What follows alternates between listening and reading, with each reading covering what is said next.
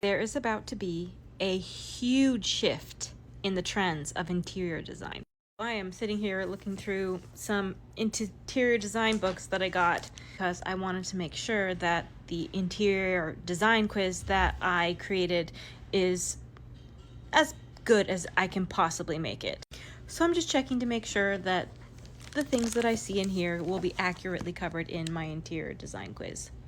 So the interesting thing that I'm seeing is these books categorize the different styles, and this is Joanna Gaines' books, and she's got farmhouse and modern, rustic, industrial, traditional, and boho. That's literally all the styles that she has in here. This book came out in 2018, so it is a bit old. I've got this book that came out in 2021, so it's a little bit newer. But as you look through the pictures in this book, I am noticing something very interesting, and that there is nothing at all in the books that are Victorian style in nature. And do you know what is Victorian style in nature? Type 25.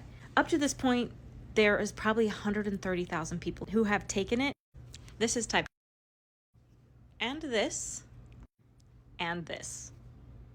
And fifth of everyone who takes my interior design quiz get this result, which is crazy to me. Granted, it could be that people who are willing to take quizzes are the kind of people who also are type 25. So the results could be skewed, but still, there are 27 different personality types in the decodna interior design profiles. So the fact that there's nearly a fifth or over a fifth that are type 25 means there are a lot of people who really love what some might consider gaudy, ornate things.